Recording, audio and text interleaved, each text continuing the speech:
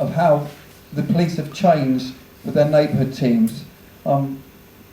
Historically, I think you're probably used to sort of having beat bobbies that just go around and walk around the streets. And these days, the way we've changed it now, that we have to be a lot more proactive and take more responsibility for our areas to make sure that we look after the residents, look after all the vulnerable risk that's attached to that, whether it's with offenders or whether it's with victims, elderly people, and take responsibility for our own areas. And I'll make sure that my officers take responsibility for the areas which they work in. Because the way the police now, they've had to cut down their numbers, which is the same with all the different emergency services and councils. We have to work a lot more sensible, really, in the way that we police. We're a lot more intelligence-led. So every morning we have a daily briefing with our neighbourhood teams, with our patrol teams, with our CID and the managers to look at what's happened over the previous 24 hours, look at the risk, look what we can do and work together, not only with ourselves but with the local housing, with the local community safety partnerships at the council. And these meetings go on every day, 7 days a week.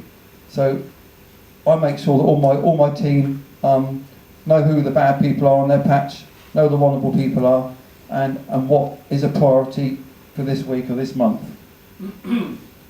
A few issues that I've highlighted or I've seen, I'm sure it's been issues long before I came here, was the homeless community. We've had a lot of rough sleepers, people begging within Fareham town.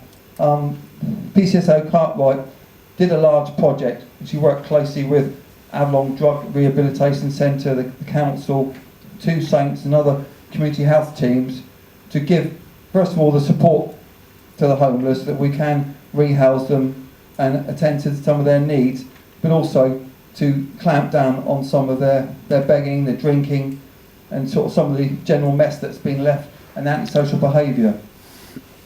In the last 3 months, we've managed to secure 2 criminal behaviour orders which have replaced ASBOs on 2 of the drinkers. They've now moved out of the area. We've sent a few of them to court, and some have been given written warnings and other penalties. So we are still working very closely with that, and we are doing regular patrols in some of the Gardens of Reflection, Trinity Church, Museum Gardens and other areas. Linking on to that, some of the homeless are now setting up little encampments. I don't know if you have been aware, any of you at all, but we've got some around.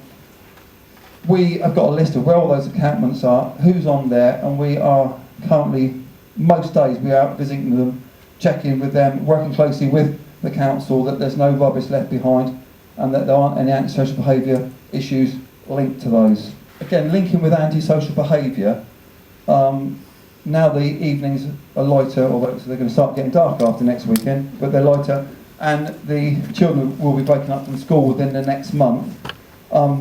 I've set aside 2 officers every Friday, every Saturday across the Fareham district, so that includes Parkgate and Porchester, where they will be actively out on patrol, just dealing with antisocial behaviour issues within open spaces. That would be schools, parks, community centres. And I encourage any of you, if you've got a problem anywhere, please phone it in. You're not wasting our time.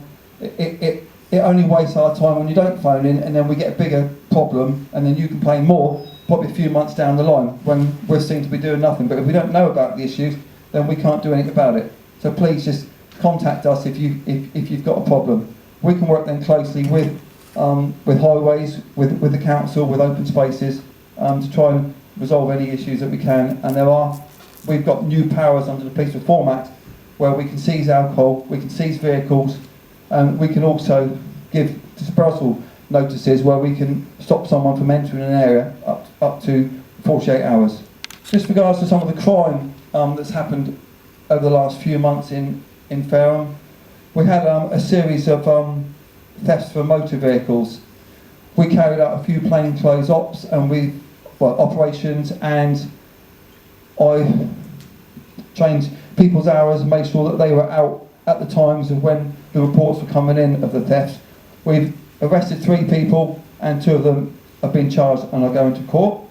And they're still we get the odd sporadic theft of motor vehicle now, but those numbers have reduced down. We were at one stage up to 26 just for April and May.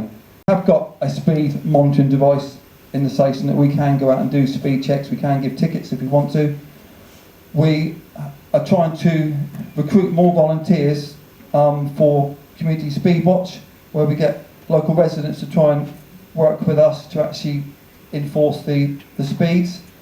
So that's a project which is ongoing at the moment, and we will try and deal positively with any speeding incidents. If you let us know where you've got the problem, then we will try and get out to it. We can only deal with speeding issues as far as speed enforcement if it's a non-dual carriageway, so it's just a single road, or if it's below 40 miles an hour. If it's above those, then it's the safety, the Canberra Safety Partnership from the Road Policing Unit will deal with it, or the Road Policing Unit. So then, but if we know about the issue, we can get them out to monitor the speed, because sometimes the speed that you think people are going at is sometimes more, sometimes less, but they can monitor it over a period. Right, so have we got any questions at all then?